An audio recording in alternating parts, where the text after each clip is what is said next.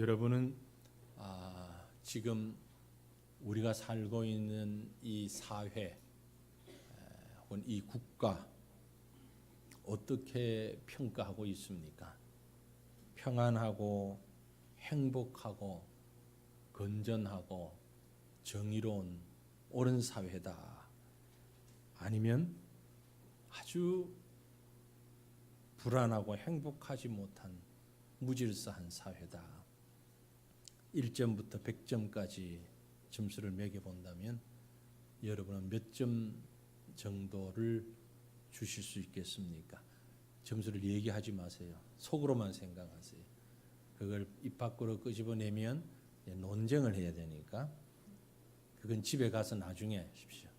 집에 가서 저녁에 가족끼리 앉아서 당신은 몇 점 줬냐, 나는 몇 점 줬다, 왜 그러냐 얘기를 하면서 오늘 말씀을 한번 이렇게 복귀 되새겨 보는 것도 좋겠습니다만 지금은 말씀하지 마십시오. 각자 생각은 했습니까? 몇 점이라고 생각하십시오. 우리나라 지금 우리 사회가 몇 점이다. 그러면 그 다음 질문입니다. 점점 더 좋아질 것이라고 생각하십니까? 반대로 더 나빠질 것이라고 생각하십니까? 그럼 어떻게 하는 게 좋겠다고 생각됩니까? 해결 방법은 어떻게 해야 된다고 생각하십니까? 물론 모두가 다 공감하시겠지만 분명한 것은 정부나 또 우리 사회가 감당해야 할 부분 분명히 있습니다. 하지만 이 사회를 구성하고 있는 가장 기본적인 공동체, 즉 가정이 행복해야 합니다.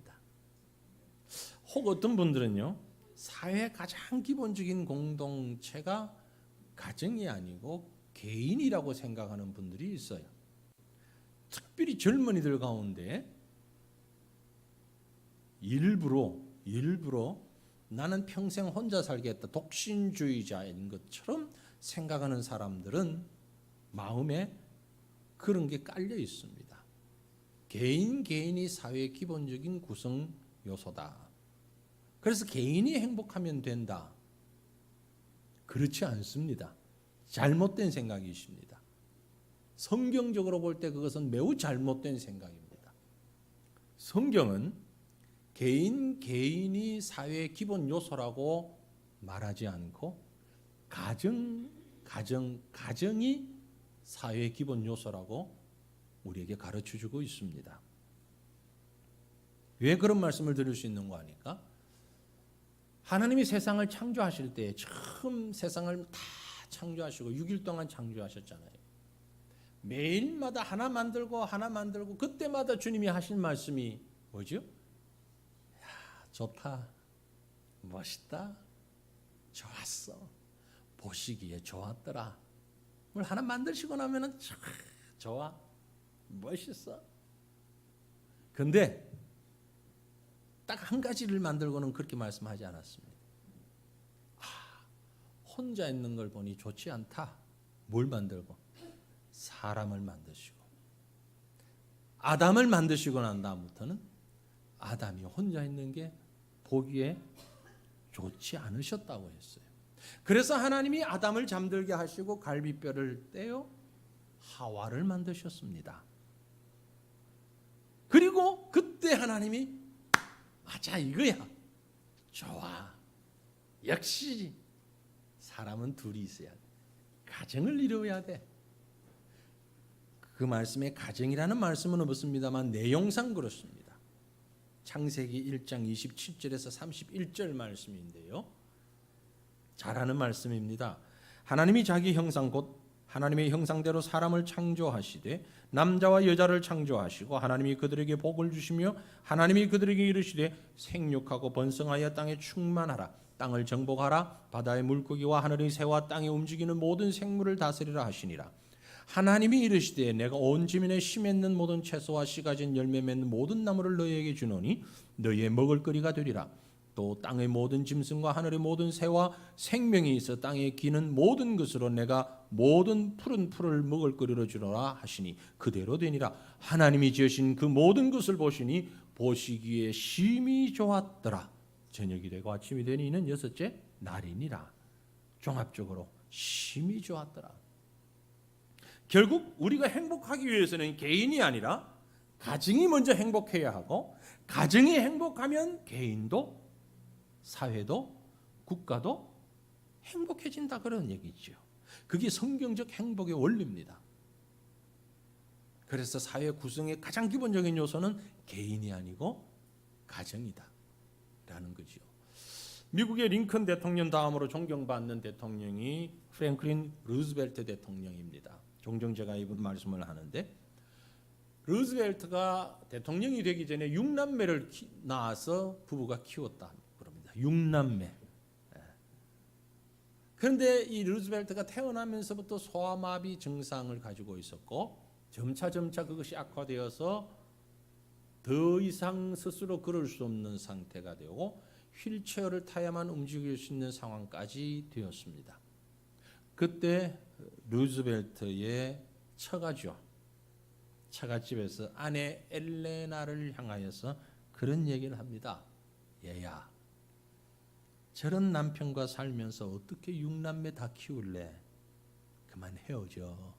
헤어지는 게 맞아. 그때 루즈벨트의 아내 엘레나가 얘기합니다. 전 남편의 다리를 사랑한 것이 아니라 내 남편의 전부를 사랑했습니다. 전혀 감동이 없으십니다. 지금 남자분들만 마음에 감동을 받습니다. 우리 아내가 이런 말을 좀 해줬으면 내가 얼마나 좋을까. 오늘 집에 가서 아내 된 자들이요, 남편에게 뭐라고 고백할까요? 나는 당신의 전부를 사랑합니다. 아무도 아멘 안 하시네. 큰일 났네.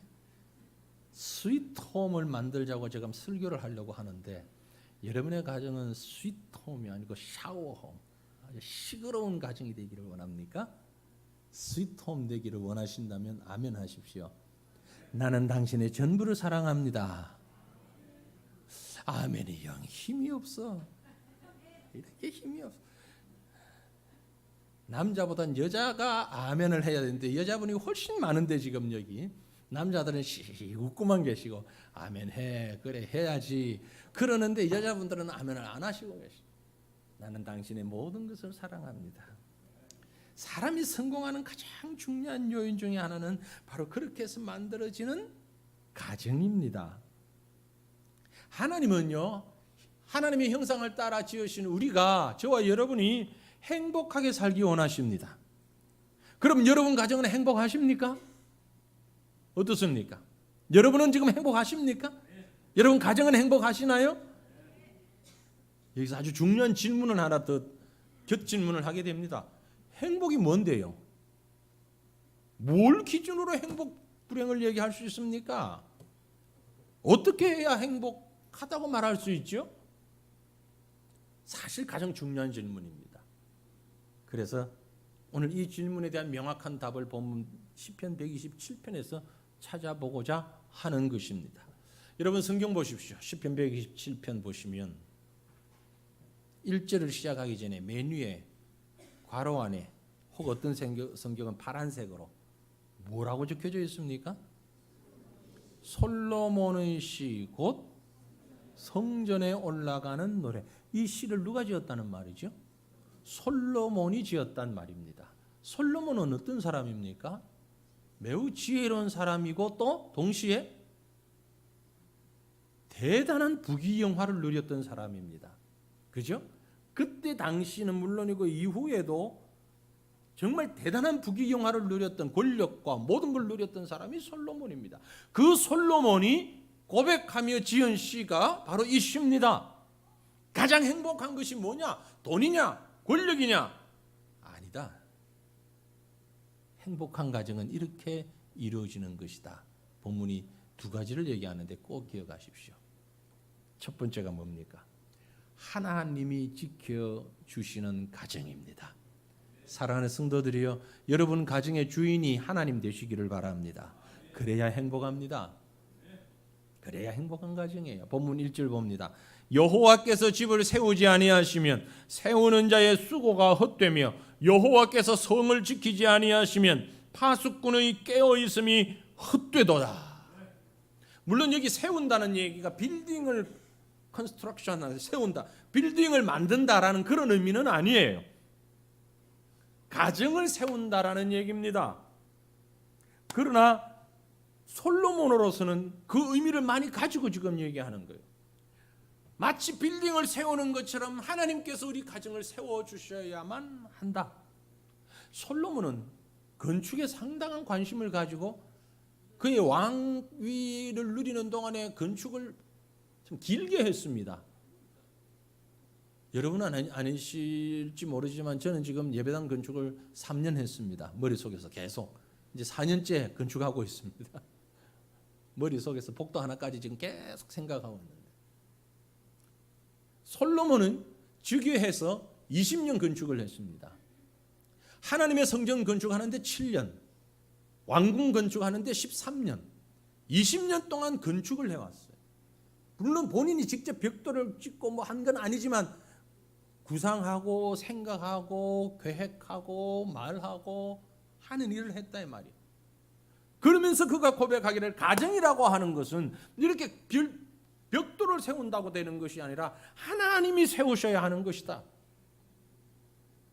하나님이 세우시면 그 가정은 복된 가정이 될 수 있다. 믿으십니까? 결혼 생활 한 40년 하시는 분들, 혹은 30년, 40년, 50년 하신 분들, 어떻게 남편에 대해서 다 아십니까? 잘 모르시죠? 아니, 알긴 알지만 다는 모르시죠?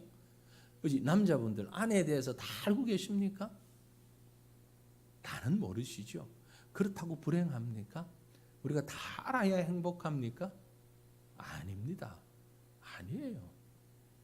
보세요. 다 스마트폰 지금 쓰시죠? 휴대폰. 네.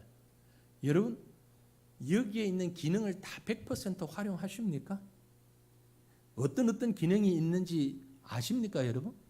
알지도 못하지요, 아마.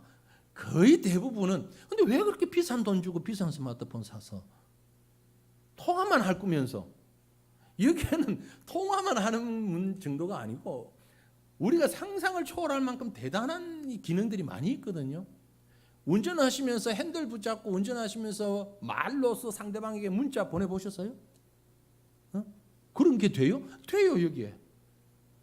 돼요. 듣고 싶은 노래 말로만 하면 탁 찾아서 노래 들려주는 것 해보셨어요? 그런 것도 돼요. 다 돼요. 여러분이 가진 스마트폰 웬만하면 다 됩니다. 근데 우리 몰라요. 그렇다고 해서 이거 쓰는데 불편합니까? 안 불편해요. 아주 편리하게 쓰고 있어요. 다 알 필요 없다는 얘기예요. 하물며 사람이 만든 기계인데, 저는 주로 한국 사람이 만든 기계를 지금 계속 씁니다. 폰 바꿀 때마다. 그래도 조금이라도 애국해 보려고 한국 회사가 만드는 삼성 제품을 쓰려고 믿으니까 잘 만들었을 거라고, 잘 만들었으라고 믿을 거니까 써보는 거죠. 여러분, 가정은 누가 만드셨어요? 하나님이 만드셨어요. 다 모른다고 불행합니까? 아니, 스마트폰도 다 모르는데 남편은 어떻게 다 알아요? 에? 스마트폰 기능도 모르는데 아내를 어떻게 다 안다고? 다 모른다고 불행하십니까? 아니에요. 몰라도 괜찮아요. 아는 만큼만 알고 모르는 건 몰라도 이 가정을 누가 만들었느냐? 하나님이 만드셨어요. 그러면 행복한 거예요. 하나님이 만드셨으니까 잘된 줄로 믿으시길 바랍니다. 하나님이 만드셨으니까 최고로 만드신 줄로 믿으세요. 우리가 가지고 있는 것, 우리가 하는 것, 우리가 뭐 그렇게 다 알아야 되는 것, 물론 알면 좋은 것도 있지만 그건 아닙니다. 그러므로 우리의 삶에 있어서 하나님만 바라본다면, 하나님이 만드신 것으로만 고백한다면 그것이 바로 행복의 첫째 조건이다라는 것입니다. 이것이 인생입니다. 사람들은요, 또 오해를 합니다. 죄를 많이 지으면 벌을 받는다, 세상에서. 갑작스러운 고통을 당하거나 병을 만나거나 그렇습니까? 아닙니다. 그 아니에요. 우리가 조심하지 않으면 사고 당할 수 있어요. 악한 질병에 걸릴 수 있어요. 욥을 보세요. 욥은 순전하고 정직하고 하나님을 경외하고 악에서 떠난 사람이었다고 욥기 1장 1절에 기록하는데, 그럼에도 불구하고 욥은 그 환난이 쓰나미처럼 몰려왔습니다. 그의 모든 삶을 휩쓸어 갔습니다. 그 사람의 잘못 때문입니까? 그렇지 않습니다. 그 사람을 통해서 하나님의 일을 나타내 보이고자 하시기 때문에 그렇습니다. 그러므로 여러분, 다른 사람에 대해서 또 자기 자신에 대해서 나타난 어떤 단편적인 현상만 보고 판단하지 마십시오. 판단은 하나님만 있으면 되는 거예요. 하나님만 있으면 되는 거예요. 아기들이 장난감 가지고 놀다가 쳐다봐서 엄마만 있으면 돼요. 엄마만 있으면 되는 거예요. 하나님만 있으면 되는 거예요. 그게 우리 가정의 행복의 요소인 것입니다. 세상 일이 우리 사람들의 예측대로 되지 않아요. 그러므로 사람에게 가장 필요한 것을 하나님이 우리에게 지켜주시는 거예요. 우리를 보호해 주시는 것이에요. 특별히 지금 이 사회를 생각할 때에 많은 근심과 염려가 우리에게 있습니다. 누가 진짜 애국자인지, 누가 참으로 나라를 사랑하며 민족의 장래를 위해 진심으로 일하고 있는 사람인지 알 수가 없어요. 그러나 분명한 것은 여호와께서 성을 지키지 아니하시면 파수꾼의 깨어 있음도 헛되다고 말씀하셨어요. 여야의 정치인도 어느 대단한 사업가도 감동적인 인품을 가진 어느 이 지도자도 이 나라를 살릴 수 있는 자가 아닙니다. 우리 가정을 살릴 수 있는 자가 아니에요. 이 사회와 이 나라는 오직 여호와 하나님이 지켜셔야 한다는 사실 믿으시길 바랍니다. 하나님이 지키시면 어떤 결과가 있습니까? 본문 2절에 너희가 일찍이 일어나고 늦게 누우며 수고의 떡을 먹으며 헛되도다. 그러므로 여호와께서 그의 사랑하시는 자에게는 잠을 주시는도다. 일할 필요도 없다. 그런 얘기 아니에요. 일찍 일어나는 새가 벌레를 잡아먹는다. 그러니까 또 반대서 하는 말이 일찍 일어나는 벌레는 새에게 잡혀 먹는다 그러더라고요. 지금 그 말을 하려고 하는 게 아니고요. 여기에서는 사람은 열심히 일해야 하지만 열심히 일해도 하나님이 도와주지 아니하시면 헛수고된다 그런 말이에요. 우리 경험해 보셨잖아요. 아마 많이 경험해 보셨을 거예요. 돈이 들어올 때는 상당히 힘들죠. 수고 많이 하죠. 나갈 때는요 순식간에 빠져나가죠. 하나님께서 마음에 평안을 주시고 잠을 주시지 아니하시면 우리는 살아갈 수가 없어요. 참 개인적으로 부러운 사람은 머리가 바닥에 닿자마자 코 고는 사람. 혹시 여러분 주로 남자들이 그런 분들이 많이 있긴 한데 아내들이요 그런 분 박해하지 마십시오. 복 받은 사람입니다. 정말 복 받은 분입니다. 딱 눕자마자 드릉 코 고는 사람들. 우리도 좀 그렇게 살았으면 좋겠어요. 그런데 잠이 오다가도 딱 누우면 말똥말똥해지면서 무슨 생각이 그렇게 많이 나는지. 예? 하나님께서 사랑하시는 자에게 잠을 주시는도다. 이건요 믿음의 중요성을 말하는 거예요. 믿음은 사람의 어떤 수고보다도 더 중요한 것입니다. 그 믿음은 편안한 잠을 통해서 나타난다는 얘기입니다. 하나님은 사랑하는 자에게 믿음 주시고 잠을 주시고 가정을 지켜주십니다. 그러므로 하나님이 지켜주시는 행복한 가정, 저와 여러분의 가정 될 수 있기를 주님 이름으로 축원합니다. 두 번째 행복한 가정은 자녀를 바르게 사랑하는 가정입니다. 오늘 이 두 가지를 꼭 기억하시면 됩니다. 행복한 가정은 하나님이 주인 되셔야 된다. 그리고 자녀를 바르게 사랑해야 된다. 사랑 안 하는 부모가 어디 있겠습니까? 자녀 사랑하죠. 그런데 바르게 사랑하라라는 말이죠. 나라마다 시대마다 자식을 사랑하지 않는 부모가 어디 있겠습니까만은 다 같지는 않습니다. 근데 한국인들이 참 유난히 자식을 많이 사랑했었지요. 지금도 그렇고요. 그런데 문제는 방법이 문제입니다. 그게 정말 자녀를 사랑하는 것인지 한번 돌아볼 필요가 있습니다. 어떤 분이 그런 얘기를 하더라고요. 요즘 젊은이들이 결혼을 안 하려고 하는 이유, 결혼을 해도 자녀를 안 낳으려고 하는 이유, 자기들의 경험 때문이기도 하다. 자기들의 경험 때문이기도 하다. 그 안에 든 말들은 각자 생각하십시오. 특별히 우리나라가 전 세계에서 1등 하는 게 몇 가지 있는데 안 해도 되는 걸 1등 하는 게 있습니다. 정말 안 하면 좋겠는데 꼭 1등을 해요. 그 중에 정말 심각하고 중요한 게 있는데 뭔가니 저출산율입니다. 저출산율. 자녀를 안 낳는다는 얘기예요. 2018년 연말을 통계를 낸 통계가 있습니다. 우리나라 정부에서 나온 통계입니다. 정부 통계청의 발표에 의하면 2018년도 우리나라 출생률이 0.98명입니다. 가장 넉넉하게 정부가 발표를 하니까 최대한 불리고 불려서 발표를 했는지는 모르지만 왜 그런 말씀드리고 내린 거니? 다른 통계를 보면 더 적어요. 어떤 곳에는 0.96 심지어 0.9 이하까지 얘기하는데 정부 통계가 0.98명. 이것은 세계 유일한 1 이하의 출산율입니다. 세계 톱입니다. 전 세계에. 이런 건 1등 안 해도 되잖아요. 그죠?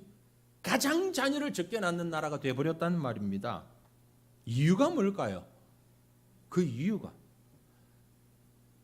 제가 자료들을 좀 찾아봤어요. 여기 인터넷을 통해서 이런저런 자료들을 보니까 주로 교수님들이나 연구소에서 낸 이런 글들, 논문들 있더라고요.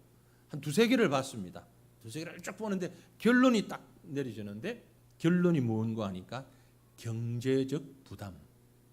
그겁니다. 결혼을 안 하는 이유, 그리고 자녀를 낳지 않는 이유. 그래서 경제적 부담 안에는 두 가지 이유죠. 혼인에 대한 경제적 부담, 두 번째 자녀 양육에 대한 경제적 부담. 지금 사회가 이것 때문에 아주 심각한 지경으로 치닫고 있다라는 것입니다. 여러분, 난 상관없다? 아닙니다. 우리 문제입니다. 이것은. 그럼 어떻게 됩니까? 우리 기독교인들이 어떻게 됩니까? 그대로 두고 봐야 됩니까?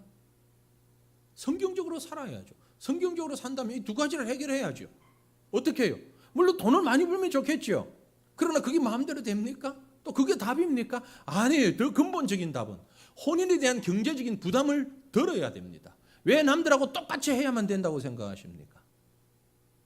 왜 꼭 집을 사서 시작해야 된다고 생각하고 최소한 전셋집이라도 있어야 된다고 생각하고 왜 번듯한 도시에서 시작해야 된다고만 생각을 하십니까?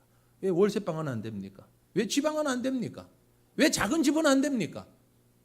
살림살이가 변변찮으면 왜 안 됩니까? 그건 우리 성경적인 사고가 아니잖아요. 자녀 양육하는데 돈이 많이 들어간다. 현실적으로는 맞아요. 할 수 있으면 해요. 하는 거 좋습니다. 그러나 꼭 그렇게 다 해야만 됩니까?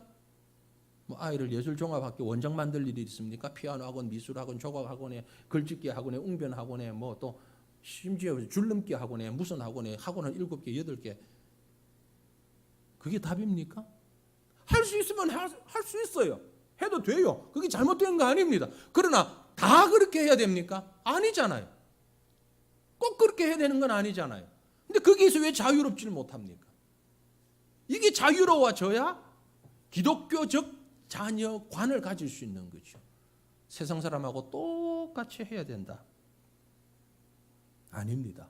왜 아닌데도 불구하고 그 생각을 벗어나지 못할까요? 이유는 부모에게 있어서 자녀가 무엇인가라는 근본적인 질문에 대한 대답부터 하셔야 됩니다. 여러분, 자녀가 무엇입니까? 부모에게 있어서 자녀가 누굽니까? 왜 하나님이 부모에게 자녀를 주십니까? 오늘 본문 성경은 말씀합니다. 첫 번째 뭐라고요? 자녀는 하나님의 기업이다. 하나님의 기업이다. 3절 보세요. 보라, 자식들은 여호와의 기업이요 태의 열매는 그의 상급이로다. 기업이라는 말은 유산이라는 말입니다. 유산. 물려주는 유산. 이것은요, 우리가 생각하는 유산이라는 개념과는 다른 겁니다. 우리 한국인들의 머릿속에 부모로부터 물려받은 유산, 그러면 아주 우리가 좀 잘못된 부분이긴 합니다만 재벌 그 자녀들이 잘못되어 가고 하는 그런 모습을 보면 유산은 부모가 나한테 준 거니까 내가 마음대로 써도 되는 것으로 생각을 합니다. 그렇지 않습니다. 성경이 얘기하는 기업 유산이라는 것은요, 물려받은 것을 보관하고 잘 관리해서 또 물려주는 것, 그게 유산입니다. 기업이라는 말의 뜻은 그런 말이에요. 내가 받았으니까 우리 부모는 먹을 거 못 먹고 입을 거 못 입고 아주 고생하면서 이 돈을 벌었는데 난 어릴 때부터 부유하게 자랐고 이 돈을 내가 받았으니까 그래, 내가 사는 동안에 흥청망청 내 마음대로 써도 돼. 그건 아니에요. 그건 유산이 아니에요. 기업이 아니에요.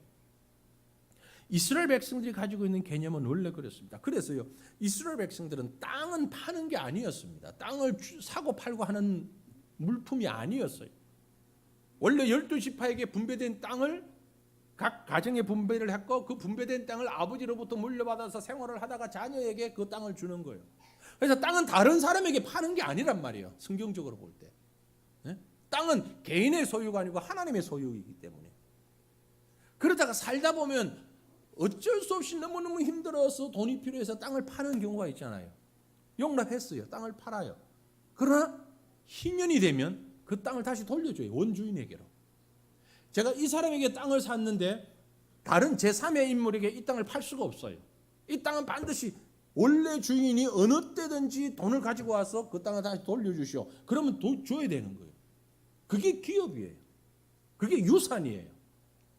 즉 여기는 중요한 게 청지기 사상이에요. 청지기라는 말이에요. 맡아서 관리하는 자라는 얘기입니다.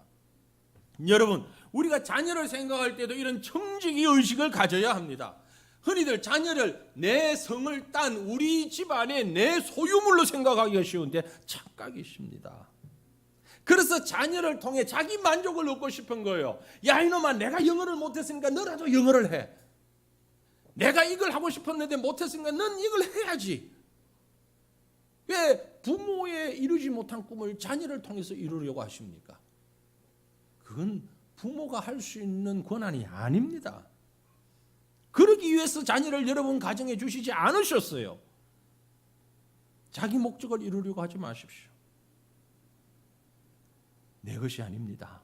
자녀들은 나의 것이 아니라 하나님이 잠시 나에게 맡겨주신, 나와 똑같이 하나님의 형상을 따라 지음받은 하나님의 자녀들입니다. 나의 자녀이기 이전에 하나님의 자녀라는 말씀이에요. 그래서 우리는 자녀들을 대할 때 내 소유가 아니라 하나님의 기업, 그 생각을 가지셔야 됩니다. 이해하기 쉽게 말씀을 드리면 이것만 생각하시면 됩니다. 요셉과 마리아의 집에 예수님이 태어났습니다.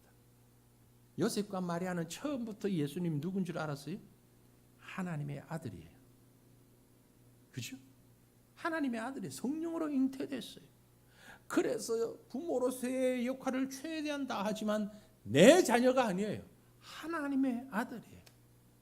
요셉과 마리아가 예수님을 길렀던 그때의 모습을 잊지 마시고 상상하십시오. 그러면 여러분의 자녀는 여러분이 성공적으로 양육하고 있는 것입니다. 두 번째 자녀는 뭡니까? 하나님의 상급입니다. 금방 3절 봤죠. 보라, 자식들은 여호와의 기업이요 태의 열매는 그의 상급이로다. 자녀가 우리 것 아니라는, 하나님의 것이라는 사실을 강조하다 보면 자칫 뭐의 문제가 생깁니까? 사랑의 문제, 애착의 문제에 약해지기가 쉽습니다. 내 거 아니니까 마음대로 소홀하게. 그러나 성경은 그렇게 가르치지 않습니다. 상급이라. 우리가 받은 것 가운데 가장 귀한 것이다. 너무너무 소중한 것, 너무너무 아끼는 것, 그 말입니다. 자동차를 좋아하시는 분은 자동차 정말 아끼죠. 어떤 분은 자동차 세차하는데, 손수 세차하는데 2시간, 3시간 세차한다고 그러더라고. 거의 매일. 왜 그럴까요? 너무 좋아서 그런 거예요. 다른 거 없어요. 자동차를 너무 좋아하니까 그런 거예요. 자기가 좋아하는 거 애지중지할 수 있죠. 여자분들은 뭐 액세서리 중에 아니면 내가 입는 옷 중에 무엇이든 간에 아주 애착이 가는 게 있죠.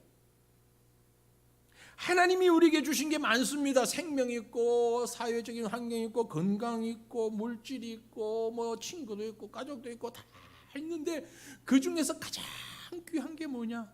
자녀예요. 가정이에요. 가정은 하나님이 주신 상급입니다. 옛 어른들이 무자식이 상팔자다 뭐 그런 말 하셨는데, 그래서 다 보니까 아까 말씀드린 대로 자녀를 낳지 않으려고. 왜 그런 거니? 자녀가 내 행복을 깨는 짐이라고만 생각하기 때문에 잘못된 생각이죠. 내가 행복해야 되는데 내 행복을 가로막는 걸림이 되는 요소라고 생각하기 때문에 결혼을 싫어하고 자녀를 낳지 않으려고 하는 아주 잘못된 생각들을 가지고 있는 것입니다. 여러분, 자녀는 짐이 아니라 상급이며 축복으로 생각하시길 바랍니다. 그게 성경적인 가르침입니다. 창세기 33장에 보면 야곱이 오랜 기간 후 형 에스를 만나는 장면에서 자녀들을 소개할 때 이렇게 소개합니다. 에스가 눈을 들어 여인들과 자식들을 보고 묻되 너와 함께한 이들이 누구냐? 야곱이 이르되 하나님이 주의 종에게 은혜로 주신 자식들이니이다. 하나님이 주의 종에게 나에게 은혜로 주신 상급으로 주신 자식들입니다. 장차 하늘나라에서도 그렇고 이 땅에서도 그렇고, 사랑하는 성도들이여, 특별히 지금 한참 아이를 키우느라고 수고하시는 성도님들이요, 지금 여러분이 키우는 이 자녀들 여러분의 가장 큰 상급이며 보배인 줄 믿으시길 바랍니다. 무엇을 어떻게 해줘서가 아닙니다.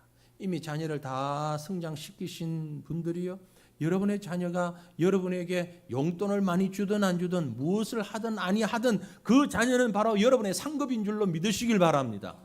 인간적인 환경이나 조건 때문이 아닙니다. 자녀이기 때문에 하나님의 상급입니다.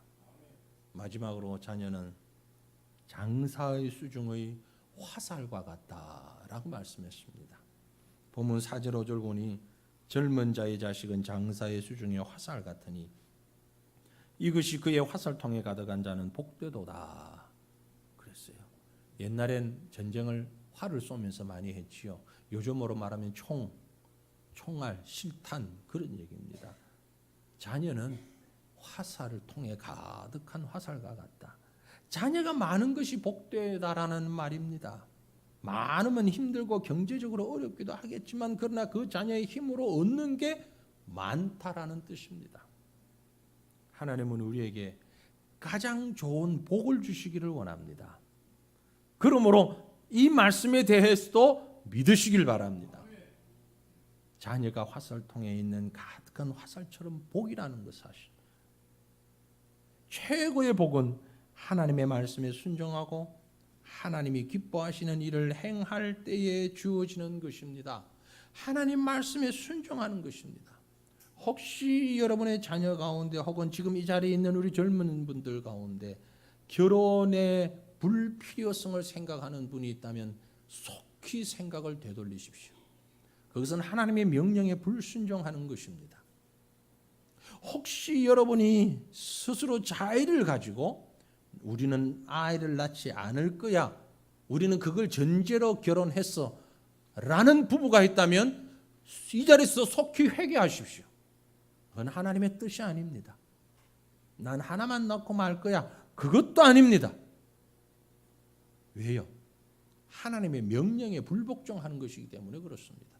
하나님 뭐라고 명령하셨길래요? 아까 우리가 보았잖아요. 창세기 1장 말씀 앞에 창세기 1장 2절만, 1장 27절 28절만 같이 읽어봅니다. 하나님이 자기 형상 곧 하나님의 형상대로 사람을 창조하시고 남자와 여자를 창조하시고 하나님이 그들에게 복을 주시며 하나님이 그들에게 이르시되 생육하고 번성하여 땅에 충만하라, 땅을 정복하라, 바다와 물고기와 하늘의 새와 땅에 움직이는 모든 생물을 다스리라 하시니라.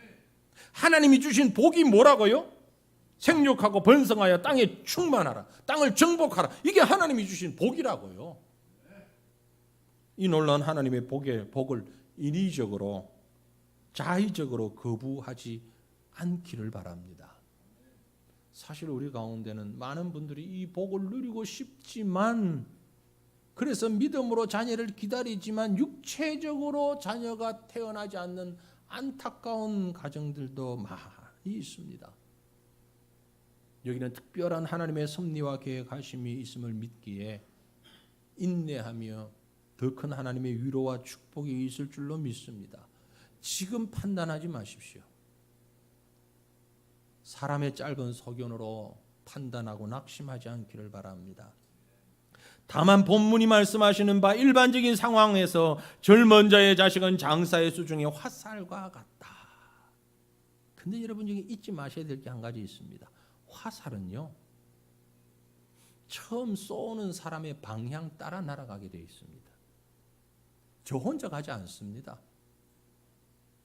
활을 쏘는 사람이 어느 관역을 향해서 어떻게 쏘느냐에 따라서 화살은 그쪽을 날아가게 되어 있습니다. 잘못 쏘면 잘못될 수밖에 없죠. 누구에게 책임이 있다는 얘기입니까? 1차적으로 부모된 자들에게 책임이 있습니다. 사회적으로 심각한 청소년 문제, 자녀들 문제 어떻게 일어납니까? 100%는 아니지만 상당 부분 부모에게 책임이 있습니다. 화살을 쏜 방향으로 날아가기 때문에 그렇습니다. 믿음으로 말씀 안에서 양육했느냐 그렇지 않느냐 다릅니다. 하지만 그게 다는 아니죠. 저를 포함한 우리 모두가 이구동성을 아는 말이 있습니다. 자식들 참 마음대로 안 된다. 그렇죠. 우리 힘으로 어쩔 수 없어요. 하지만 내게 맡기셨기 때문에 책임감을 가지고 자녀를 잘 키워야 합니다. 특별히 그 자녀가 아직 어릴 때일수록 믿음으로 자녀의 삶의 방향을 바로 잡아줘야 됩니다. 그런 면에서 주일학교 교육이 너무너무 중요하고, 주일학교 중에도 유치부 교육이 더 중요하고요.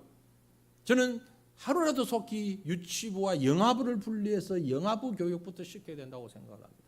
영아부가 분리가 되어야 유치부가 정상적인 교육을 할 수가 있습니다. 지금 우리 교회 상황이 보면 유치부를 위해서 너무 애를 쓰시는데 영아부가 없다 보니 영아부 아이들이 유치부에 다 들어가 가지고 유치부 교육을 방해하는 요소가 없잖아 상당 부분 있습니다. 유치부 교육을 제대로 할 수가 없어요. 영아부를 빨리 만들어야 되는 이유가 거기에 있습니다. 어쨌든 영아부와 유아부 여기에서 방향을 바로 잡아야 됩니다. 에베소서 6장 4절에 또 아비들아 너희 자녀를 노엽게 하지 말고 오직 주의 교훈과 훈계로 양육하라 그랬어요.